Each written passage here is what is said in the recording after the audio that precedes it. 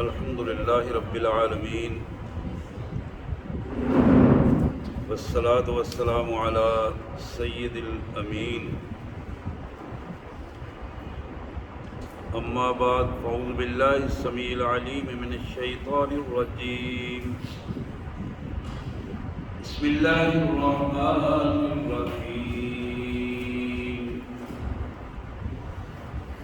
وما محمد الا رسول قد خلت من قبله الرسل أفإن مات أو قتل انقلبتم على أعقابكم ومن ينقلب على عقبيه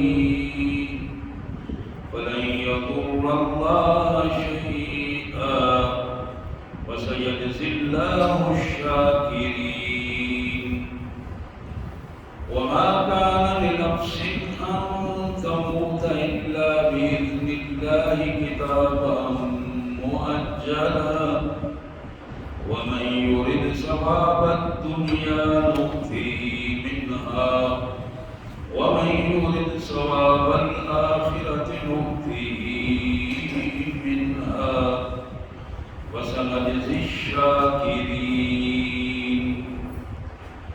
وكأين من نبي قاتل معه ربيون كثير فما وهنوا لما أصابهم في سبيل الله وما ضعفوا وما استكانوا والله يحب الصابرين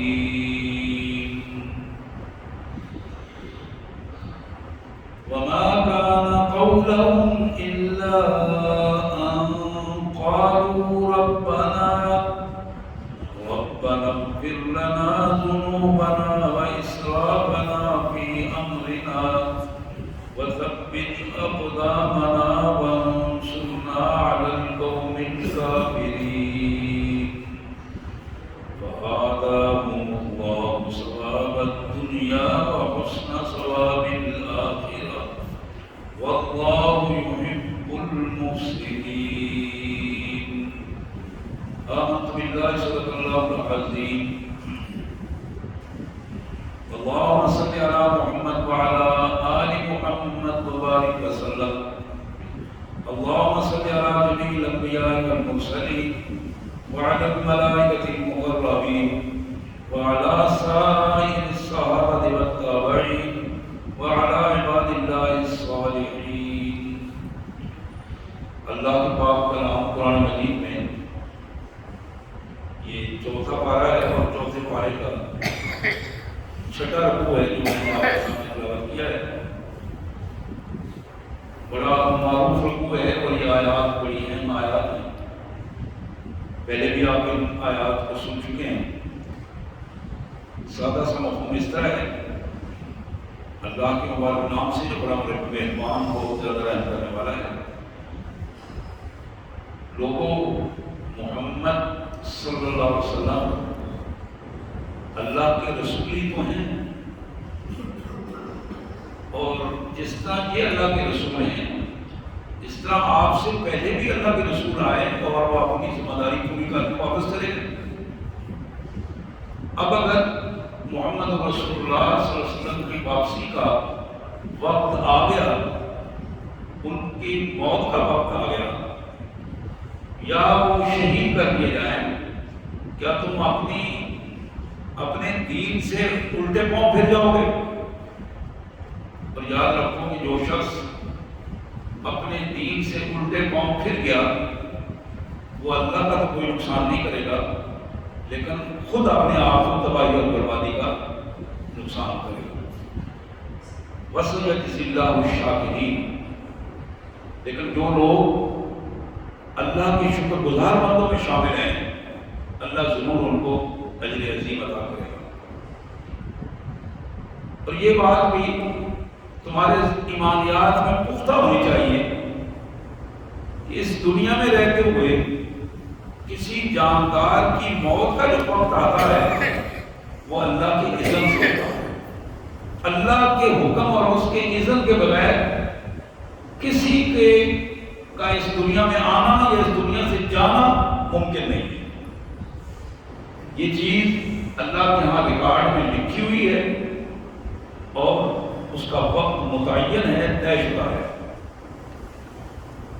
اور ہاں، جو شخص دنیا میں رہ کر دنیا بنانا چاہتا ہو ہم دنیا میں اس کو دنیا دے دیتے ہیں، اور جو شخص دنیا میں رہ کر آخرت کا ہم سے سودا کرنا چاہتا ہے تو پھر ایسے قدردان لوگوں کی ہم بڑی قدر کرتے ہیں، ایسے شکر گزار لوگوں کی ہم بڑی قدر کرتے ہیں۔ اور ہاں، یہ بات بھی ذہن میں رکھو کہ محمد رسول اللہ سے پہلے کتنے ہی ایسے نبی جو اس کائنات میں تشریف لائے اور ان کے ساتھ ان کے امتیوں نے، اللہ والوں نے اللہ کی رضا کے لیے اپنے آپ کو پیش کیا، میدان جہاد میں نکلے اور اس میں ان کو بڑی آزمائشوں اور تکلیفوں کا سامنا بھی کرنا پڑا، لیکن وما ضعفوا، وہ کمزور نہیں پڑے، ان کا نظریہ کمزور نہیں پڑا، وما استکانوا، اور وہ تھکے نہیں،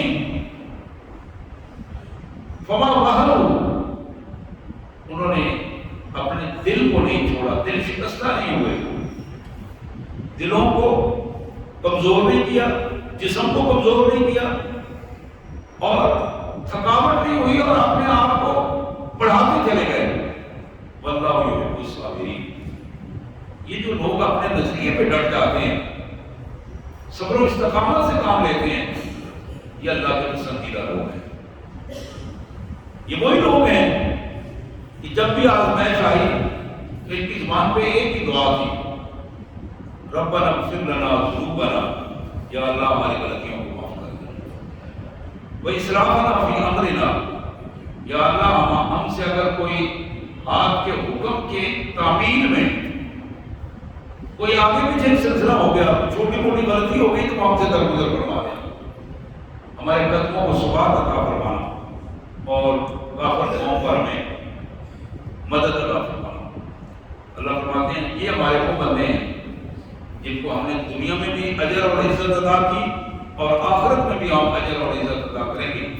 یہ محسنین ہیں، ایسے محسنین کو ہم پسند کرتے ہیں۔ سبحان اللہ وبحمدہ، سبحان اللہ العظیم وبحمدہ، استغفر اللہ۔ یہ آیات تھی چوتھے پارے کی، چھٹا رکوع ہے چوتھے پارے کا، جو پورا رکوع اور اس کا مفہوم میں نے آپ کے سامنے رکھا۔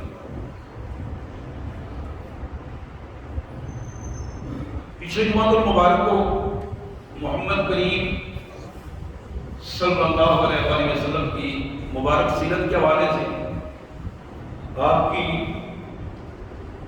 بعثت کے حوالے سے، آپ کی شخصیت کے حوالے سے بات ہوئی۔ آج اسی پس منظر میں اس کا اگلا مرحلہ میں آپ کے سامنے رکھنا چاہوں گا۔ سنن دارمی کی یہ حدیث مبارک جو جناب حضرت عبداللہ بن عباس رضی اللہ تعالیٰ عنہ کی روایت ہے۔ جناب ابن عباس کہتے ہیں جلس الناس بین اصحاب النبی صلی اللہ علیہ وسلم فخرج حتی ادناهم سمعهم یتذاکرون۔ رسول اللہ صلی اللہ علیہ وسلم مسجد میں تشریف لائے، لوگ اپنی باتوں میں مصروف تھے، اصحاب رسول بیٹھے باتیں کر رہے تھے، حضور صلی اللہ علیہ وسلم تھوڑا قریب ہو کے بیٹھ گئے، لیکن ان لوگوں کو پتہ نہیں چلا کہ آپ ساتھ بیٹھے ہیں کہ بیٹھے ہیں۔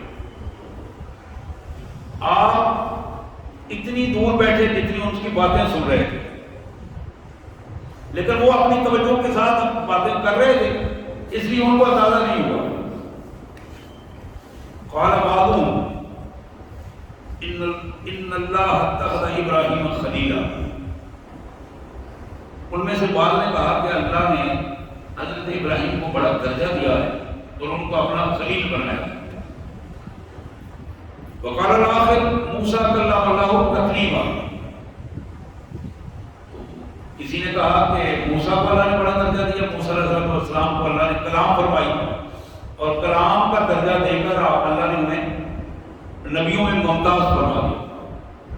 وقال الآخر عیسیٰ کلمۃ اللہ وروح، ایک دوسرے نے کہا کہ حضرت عیسیٰ علیہ السلام پر اللہ نے بڑا مہربانی کی، انہیں اپنا کلمہ قرار دیا، اپنا حکم اور روح قرار دیا۔ وقال الآخر اکرم آدم اصطفیٰ اللہ نے حضرت آدم علیہ السلام کو بڑی عزت دی اور انہیں صفی اللہ کا خطاب دیا، منتخب۔ اب یہ باتیں صحابہ کرام کے مختلف لوگوں نے کی اور اللہ کے رسول صلی اللہ علیہ وسلم نے یہ ساری باتیں سن لی۔ فخرج علیہم رسول اللہ، اب یہ باتیں سن کے آپ اٹھے اور ان کے پاس آ کے بیٹھے، اور پھر آپ نے فرمایا وقال قد سمعت کلامکم، میرے بھائیوں میں نے آپ کا کلام سنا، آپ کی باتیں سنی، اور اب میری بات سنو۔ میں نے تمہاری باتیں سن لی ہیں، اب میں تمہیں حقیقت بتاتا ہوں کہ ان ابراہیم خلیل اللہ وہو کذالک، ابراہیم اللہ کے دوست قرار پائے، اور یہ بالکل بات سچی ہے، اسی طرح ہے کہ وہ خلیل اللہ ہے۔ وموسیٰ نجی اللہ وہو کذالک، موسیٰ علیہ السلام اللہ سے چپکے چپکے باتیں کرتے تھے، اور بلا شبہ موسیٰ کلیم اللہ ہے، اس میں کوئی شک کی بات نہیں۔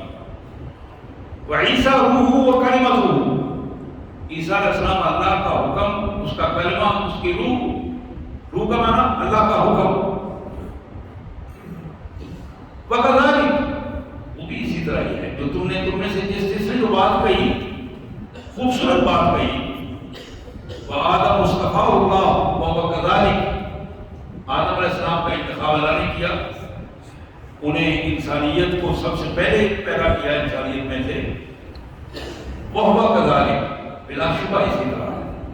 اور سنو، الا وانا حبیب اللہ، یہ بات ذہن میں رکھ لو کہ اللہ نے مجھے حبیب اللہ کا لقب دیا ہے۔ ابراہیم خلیل اللہ تھے، موسیٰ کلیم اللہ تھے، عیسیٰ روح اللہ تھے، آدم صفی اللہ تھے، الا وانا حبیب اللہ، یاد رکھو کہ مجھے اللہ نے حبیب اللہ بنایا۔ انبیاء میں اور کوئی کسی کا نام حبیب اللہ نہیں ہے، میں اللہ کا حبیب ہوں۔ اور پھر فرمایا ولا فخر، یہ اللہ نے بہت بڑا درجہ مجھے دیا، لیکن مجھے اس پر فخر نہیں ہے، کوئی کبریائی صرف اللہ کے لیے، میں اللہ کا بندہ اور اس کا رسول ہوں، یہ اللہ کی مہربانی ہے، اس نے مجھے حبیب اللہ کا مرتبہ عطا کیا۔ پھر فرمایا وانا حامل لواء الحمد یوم القیامہ ولا فخر، پورے انبیاء کرام کے پاس کسی کے پاس قیامت کے دن لواء الحمد نہیں ہوگا، اللہ مجھے اپنی حمد کا جھنڈا عطا کریں گے۔ پوری کائنات میں، پورے انبیاء میں بیدی لواء الحمد، میرے ہاتھ میں حمد کا لواء ہوگا، جھنڈا ہوگا، یعنی پوری کائنات میں اللہ نے حمد کا جو سرٹیفکیٹ اللہ دے گا قیامت کے دن، اجر کے دن، وہ محمد رسول اللہ کو ملے گا۔ آپ نے بلا فخر، لیکن یاد رکھو اس میں کوئی کبر کی بات نہیں، کوئی فخر کی بات نہیں، میں اللہ کا بندہ اور اس کا رسول ہوں۔ پھر آپ نے فرمایا اول من یحرک حلق الجنہ فیفتح اللہ لی ویدخلنیہا ومعی الفقراء والمؤمنین ولا فخر، میں پہلا فرد ہوں گا جو جنت کے دروازے کو کھٹکھٹاؤں گا، میرے لیے اللہ اس کو کھولے گا،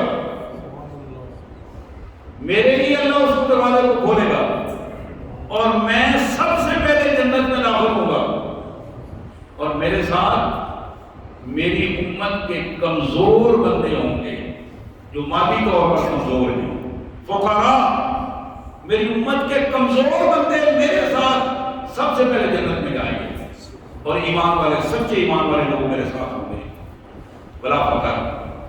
اس بات پر بھی مجھے کوئی فخر نہیں ہے، کوئی بڑائی نہیں ہے، کہ میرے اللہ کا کرم ہے، اس کی عنایت ہے۔ پھر فرمایا وَأَنَا أَكْرَمُ الْأَوَّلِينَ وَالْآخِرِينَ عِندَ اللَّهِ وَلَا فَخْرَ۔ لوگوں، اللہ نے مجھے تمام پہلے انسانوں میں اور بعد میں آنے والے انسانوں میں سب میں باعزت بنا دیا ہے۔ اللہ کے ہاں سب سے زیادہ اللہ نے مجھے اپنے آپ باعزت بنایا ہے، مجھ سے پہلوں میں بھی اور بعد میں بھی، ولا فخر، مجھے اس پر کوئی بڑائی نہیں ہے، میں اللہ کے حضور سجدہ ریز ہوں، اس کا بندہ ہوں اور اس کا رسول ہوں۔ یہ کمال نمونہ ہے جو محمد کریم صلی اللہ علیہ وسلم نے آپ کی مبارک سیرت کا ایک منظر ہمارے سامنے آیا ہے، اور یہ کتنے بڑی اعزاز کی بات ہے کہ کائنات کے مالک نے مجھے اور آپ کو آپ کی امت سے پیدا کیا ہے۔ ہمارا تعلق محمد رسول اللہ کی امتی کی حیثیت سے ہے۔ یہ ہماری نیک بختی یا کم بختی ہے کہ ہم اس تعلق کو قائم رکھ سکیں یا نہ رکھ سکیں، اس تعلق میں عزت حاصل کر سکیں یا اس تعلق کی وجہ سے اپنے آپ کو ذلت اور رسوائی کا نمونہ بنا دیں۔ لیکن اللہ نے ہمیں عزت دی ہے، ہم اس عزت کو کتنا سنبھال کے رکھتے ہیں یہ اس پہ آپ کے ہمارا فیصلہ ہے، ہمارا کردار ہے۔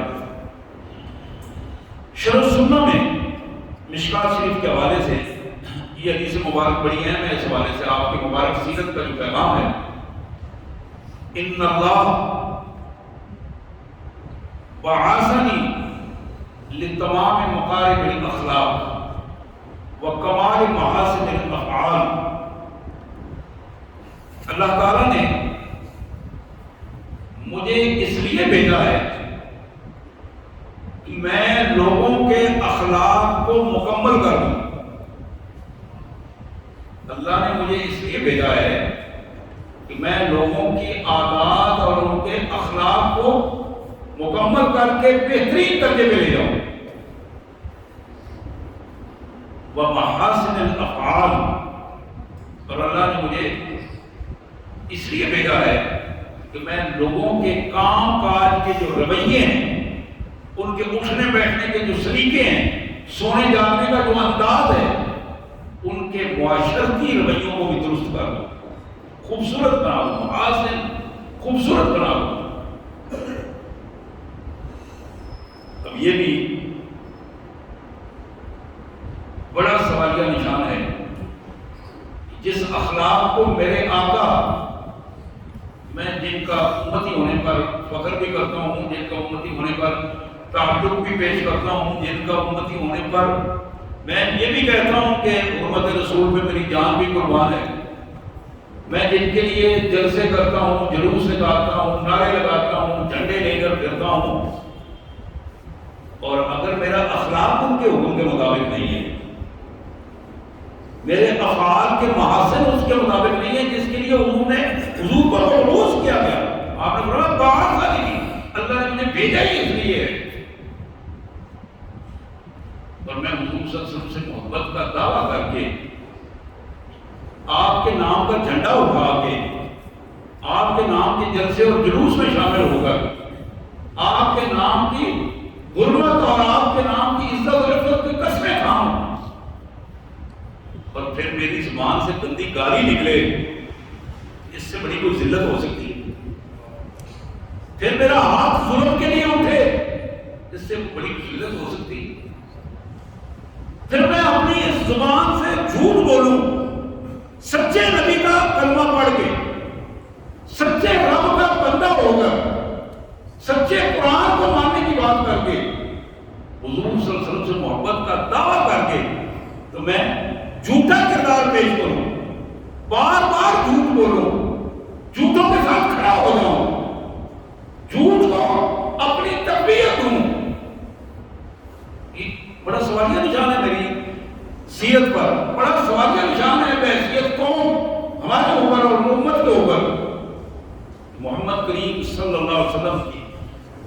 کا میں یقین سے یہ کہوں کہ میرا آقا دیانتداری کا سبق دینے کے لیے تشریف لائے، اور میری اپنی دیانت کی پوزیشن یہ ہو کہ میں بدیانتی میں سب سے آگے ہوں۔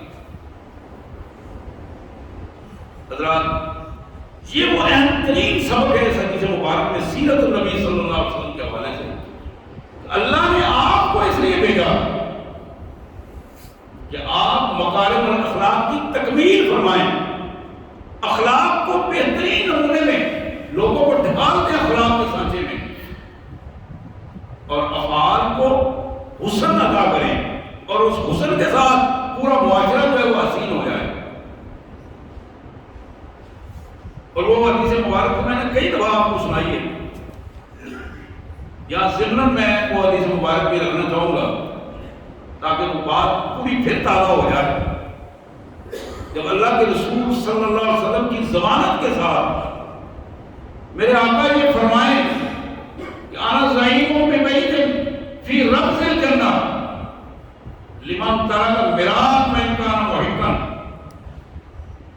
جو بندہ حق رکھنے کے باوجود اپنی رائے چھوڑ دے فتنے اور جھگڑے کی وجہ سے، حضور نے فرمایا کہ میں ضامن ہوں کہ میں اس کو جنت کے کھلے مقام پر اپنے گھر دے کر دوں، جنت کے کھلے مقام پر ایک بڑا گھر لے کر دینے کی میں ضمانت دیتا ہوں۔ ہمارا کام کیا ہے کہ ہم نے اپنی پہچان ہی فتنہ بنا لی، ہم نے اپنی پہچان ہی فتنہ بندی کی بنا لی، ہم نے اپنی پہچان ہی اپنے رائے کو ٹھوسنے پر بنا لی کہ جو میں کہہ رہا ہوں وہ ٹھیک ہے، جو دوسرے کہہ رہے ہیں وہ ٹھیک نہیں۔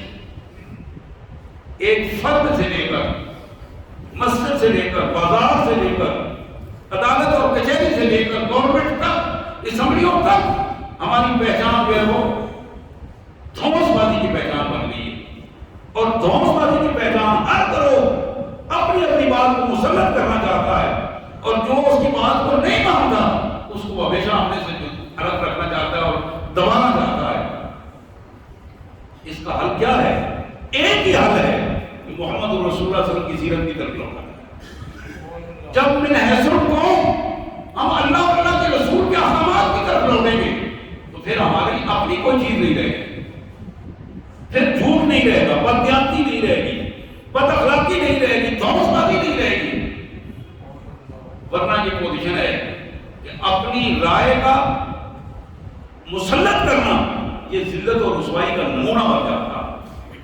اسی طرح اس حدیث کا کوئی دوسرا ٹکڑا ہے، وَأَنَا زَعِيمٌ بِبَيْتٍ فِي وَسْطِ الْجَنَّةِ لِمَنْ تَرَكَ قَدِبًا وَإِنْ كَانَ مَاضِيًا۔ لوگوں میں اس بندے کو جنت کے درمیان والے حصے میں گھر لے کر دینے کے لیے تیار ہوں، ضمانت دیتا ہوں۔ جو بندہ جھوٹ چھوڑ دے، چاہے وہ مذاق میں جو میں بول رہا ہوں، مذاق میں بول رہا ہوں، آج مذاق میں جھوٹ بولنا یہ تمہاری قومی عادت بن چکی ہے، اور جو مذاق میں جھوٹ بولتے ہیں ان کو تو ہم سٹار کہتے ہیں، بڑے بڑے لقب دیتے ہیں ان کو، اور ان کو سننے کے لیے پیسے خرچ کر کے جاتے ہیں، ٹکٹیں لے کے جاتے ہیں جھوٹے لوگوں کے جھوٹ کو سننے کے لیے، اور ان پر پیسے نچھاور کیے جاتے ہیں۔ جھوٹے انسان کا جھوٹ جس انداز میں مسلط ہوتا چلا جا رہا ہے، اسی کیفیت میں قوموں کی حالت میں وہ بدلتی چلی جاتی ہے۔ سچا انسان، سچ بولنے والا انسان سچ کو ہمیشہ سنتا ہے اور برداشت کرتا ہے۔ جھوٹ بولنے والا انسان ہمیشہ جھوٹے ماحول کو پسند کرتا ہے اور جھوٹ کو برداشت کرتا ہے، سچ کو برداشت نہیں کرتا اور جھوٹا ماحول پیدا کرنا چاہتا ہے۔ آج من حیث القوم ہمیں سچائی نظر نہیں آتی، ہم جھوٹ کی طرف زیادہ توجہ دیتے ہیں، جھوٹوں کا ساتھ دینے کے لیے ہم آسانی کے ساتھ کھڑے ہو جاتے ہیں۔ سچائی کھل کر سامنے آ جائے اس کے باوجود ہم سچائی کی تو تعریف اللہ نے قرآن میں کی ہے، وہ تو سارے پوائنٹ اللہ نے نکات قرآن میں بیان کر دیے گئے ہیں۔ حضرات محمد رسول اللہ صلی اللہ علیہ وسلم کا سب سے بہترین پہچان جو شروع نبوت میں آپ نے پیش کی اپنی نبوت کے بلند تر مقام پر بھی آپ نے وہی پہلو پیش کیا. دیانت اور سچائی دو بہترین مقامات ہیں جو محمد رسول اللہ صلی اللہ علیہ وسلم کی پہچان صادق اور امین. حضرات اسی طرح میرے آقا صلی اللہ علیہ وآلہ وسلم کے حوالے سے جناب انس بن مالک کی یہ روایت ہے. انس بن مالک رضی اللہ تعالیٰ عنہ جو خادم خاص بھی ہیں رسول اللہ صلی اللہ علیہ وسلم کے، فرماتے ہیں کہ لم یکن رسول اللہ صلی اللہ علیہ وسلم فاحشا ولا لعانا ولا سبابا کان یقول هذا المعتبى ما له قربا جبینہ. دریاس کہتے ہیں کہ میرے آقا 10 سال سے زیادہ عرصہ حضرت انس نے خدمت کی رسول اللہ صلی اللہ علیہ وسلم کی، چھوٹے بچے تھے اس وقت. فرماتے ہیں کہ میرے آقا لم یکن رسول اللہ صلی اللہ علیہ وسلم فاحشا، آپ کی زبان مبارک سے، آپ کے اعضاء کے بارے سے کبھی بھی کوئی بے حیائی کی بات، بے حیائی کا اشارہ اور بے حیائی کا تھوڑا سا لفظ بھی میں نے کبھی نہیں سنا. میرے آقا فحش کو پسند کرنے والے نہیں، بے حیائی کو پسند کرنے والے نہیں. اب ذرا غور کیجیے، مسلمان بن کر غور کیجیے، محمد رسول اللہ کا امتی بن کر غور کیجیے کہ آج ہماری پہچان فحش بن گئی. ہمارے جلسے اس وقت تک درست نہیں ہوتے جب تک رقص و سرور کی محفلیں نہ ہوں، گانے نہ ہوں، بے حیائیاں نہ ہوں. ہم نمونے کے طور پر اور پھر ہم دفاع کرنے کھڑے ہوتے ہیں، دفاع کرنا کھڑے ہوتے ہیں اس رسول کے امتی ہو کر جو فحش کو پسند نہیں کرتے تھے. ہم فحاشی کا دفاع کرنے کے لیے کھڑے ہو جاتے ہیں. یہ بہت بڑی دجالیت ہے. ایک ہے وہ کام نہ کرنا کہ آدمی فوج سے بچ جائے، اس کے بارے میں خاموش ہو جانا. لیکن ایک اگلا پہلو ہے کہ ایک غلط چیز کا دفاع کرنے کے لیے بندہ کھڑا ہو جائے اور اپنے ایمان کا جنازہ نکال دے، ایمان کا سودا کر دے. تو جس رسول صلی اللہ علیہ وسلم سے ہم محبت کرتے ہیں، جن پیارے آقا صلی اللہ علیہ وسلم کے امتی ہیں، ان کی مبارک سیرت کا یہ پیغام ہے کہ آپ فحش کو پسند نہیں کرتے، بے حیائی کو پسند نہیں کرتے. آپ نے اپنی پوری زندگی کسی عورت کے ساتھ ہاتھ نہیں ملایا. پوری زندگی آپ کی یہ رویہ رہا ہے کہ خواتین بیٹھ کے لیے آتی تھی، پیچھے بیٹھ جاتی تھی. اس پیچھے بیٹھ کر حالانکہ اللہ نے آپ کو امت کا باپ قرار دیا، امت کا باپ قرار دیا، پیغمبر کی بیویوں کو ہماری مائیں قرار دیا اللہ تبارک و تعالیٰ نے. محمد رسول اللہ صلی اللہ علیہ وسلم کی مبارک زندگی، عفت و عصمت کی زندگی، پاکیزہ سیرت کی زندگی. جناب انس کہتے ہیں ولا رسول اللہ صلی اللہ علیہ وسلم لم یکن رسول صلی اللہ علیہ وسلم لعانا، حضور صلی اللہ علیہ وسلم لعنت نہیں کرتے. ہر بات پر لعنت کرنا، ہر بات پر لوگوں کو تانے دینا، نام لے لے کر ان کو تانے دینا اور تانا زنی کرنا، یہ رسول اللہ صلی اللہ علیہ وسلم کی عادت نہیں تھی. امت میں بھی یہی عادت امت کو بھی اپنانی چاہیے. جہاں بے حیائی سے بچنا ہے وہاں لام کام سے اپنے آپ کو بچانے کی ضرورت ہے. یہ جو شکوہ شکایت ہے، یہ ساری چیزیں اس وقت ہوتی ہے جب سوچ مثبت نہیں ہوتی، جب انسان کی سوچ ٹیڑھی ہو جاتی ہے، سوچ پراگندہ ہو جاتی ہے، سوچ منفی ہو جاتی ہے، پھر اس کے رویے منفی ہو جاتے ہیں. تو یہاں یہ بتایا گیا کہ اللہ کے رسول صلی اللہ علیہ وسلم منفی رویے کو پسند نہیں کرتے تھے، لام کام نہیں کرتے تھے، روک جھونک بلا سبابا. آپ نے کبھی بھی کسی کو گالی نہیں دیا، بلا سبابا، آپ گالی گلوچ کرنے والے نہیں تھے. میرے پیارے بھائیوں، کبھی کبھی آپ نے دیکھا ہوگا پکے نمازی لوگ، باریش لوگ، معاشرے میں معزز لوگ گالی نکال کر فخر محسوس کرتے ہیں، محسوس کرتے ہیں کہ ہم بڑے چودھری ہیں. اب وہ چودھرا کو قائم رکھنے کے لیے شیطان کے پیچھے چل کر گالیاں نکالتے ہیں. اپنی صاف جو جھوٹی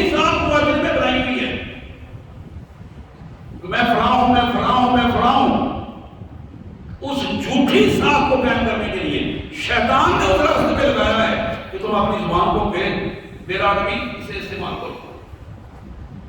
جو محمد رسول اللہ کا امتی ہے صلی اللہ علیہ وسلم، نہ وہ گالی نکالتا ہے، نہ گالی کو پسند کرتا ہے، نہ گالی نکالنے والے کو برداشت کرتا ہے، اس کے ساتھ بیٹھتا ہے. حضرات اس حوالے سے یہ 3 چیزیں بتائی گئی. حضرت انس نے 3 چیزیں بتائی کہ میرے آقا نہ تو بے حیائی کو پسند کرتے تھے، نہ خود بے حیا، لام کام کو نہ پسند کرتے تھے، نہ خود لام کام کرنے والے تھے، گالی دینے کو نہ خود پسند کرتے تھے اور نہ ہی خود گالی دیتے تھے. زیادہ سے زیادہ حضرت انس کہتے ہیں کہ آپ کو بہت زیادہ اگر تنقید کا غصہ آیا ہو تو زیادہ سے زیادہ یہ الفاظ آپ کی زبان مبارک پہ آتے تھے، مالہ طارب جبین، اس کو کیا ہو گیا ہے، اس کی پیشانی خاک آلود ہو. یہ ایک وہ ہلکا سا جملہ ہے جو عربی زبان میں کیا ہو گیا تمہیں، یہ تم نے کیا حرکت کر دی. تو رسول اللہ صلی اللہ علیہ وسلم کی زبان مبارک سے اس سے زیادہ. اور پھر حدیث میں آتا ہے کہ اسی طرح نامینیشن کر کے کسی کا نام لے کر اس کو ذلت اور رسوائی کا نمونہ بنا دینا. ان چیزوں سے اللہ کے رسول صلی اللہ علیہ وسلم نے ہمیشہ، بلکہ حدیث میں آتا ہے کہ جب کوئی ایسی چیز دیکھ بھی لیتے آپ اس پر آپ تبصرہ کرنا چاہتے تو آپ عموماً کے جملہ ارشاد فرماتے تو لوگوں کو کیا ہو گیا ہے کہ وہ اس برائی میں مبتلا ہو گئے. یعنی نام نہیں لیتے تھے، عام انداز میں برائی کو بتاتے، برائی کو اجاگر کرتے کہ یہ کام لوگوں نے شروع کر دیا ہے. اب جس نے یہ کیا ہے وہ خود بخود اس سے باز آیا. یہ امت کے رویے تبدیل ہو گئے. ان رویوں کو مسنون فہموں میں ڈھالنے کی ضرورت ہے، سنت کے مطابق ڈھالنے کی ضرورت ہے. بچنے کی صورت صرف ایک ہے. آج اس طوفانوں کے دور میں دجالیت کے جہاں طوفان چل رہے ہیں، ان طوفانوں میں ایک ہی صورت ہے بچنے کی، محمد رسول اللہ صلی اللہ علیہ وسلم کی سیرت کے مطابق آپ نے آپ کو بنایا ہے، اللہ کے رسول صلی اللہ علیہ وسلم کے ہدایات کے مطابق اپنے آپ کو بنایا گیا ہے. ورنہ کسی بھی صورت میں ایسی صورت پیدا نہیں ہوگی. الحمدللہ آپ بیٹھے ہوئے سارے ذمہ دار لوگ ہیں، میری بہنوں تک دن تک یہ آوازیں پہنچ رہی ہیں. اس حوالے سے خصوصی طور پر کوشش کرنے کی ضرورت ہے کہ ہمارا کردار بہتر ہو.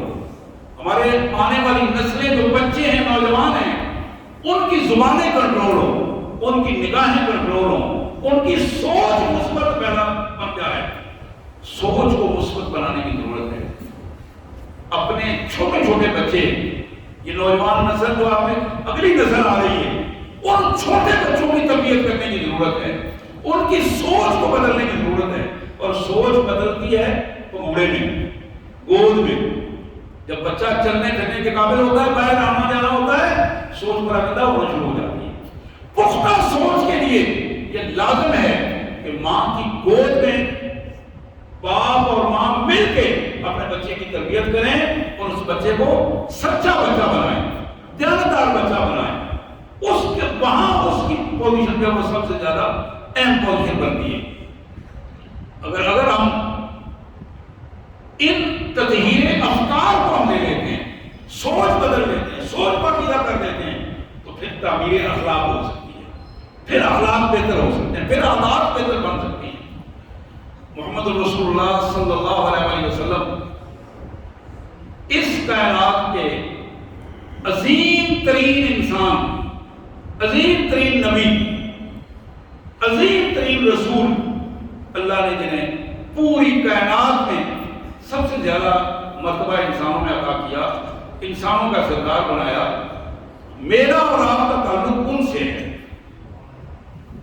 اور جتنا بڑا پاکیزہ تعلق اور جتنی بڑی ہستی سے تعلق ہوتا ہے، اتنا زیادہ بندے کو محتاط رہ کے اپنے تعلق کو مضبوط کرنا پڑتا ہے، اس کا خیال رکھنا پڑتا ہے. تو یہ بڑی کم ظرفی کی بات ہے کہ بندہ تعلق تو محمد رسول اللہ صلی اللہ علیہ وسلم سے جوڑے، اور حرکتیں جو ہیں وہ حرکتیں ستی قسم کی حرکتیں کریں، کمینے لوگوں والی حرکتیں شروع کر دیں اور کمینگی کا اظہار اپنے انداز میں کرنا شروع کر دیں. محمد رسول اللہ صلی اللہ علیہ وسلم کی پوزیشن کیا ہے؟ میں آپ کو صرف ایک حدیث مبارک کے آخر میں سناؤں گا. جناب کعب احبار رضی اللہ تعالیٰ عنہ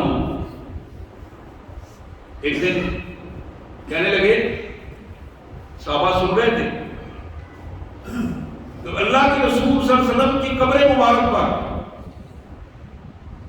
اللہ نے حکم دیا ہے 70,000 فرشتے صبح کے وقت آتے ہیں اور وہاں آ کے درود شریف پڑھتے ہیں، اللہ سے رحمت کی دعائیں کرتے ہیں رسول اللہ صلی اللہ علیہ وسلم کے لیے۔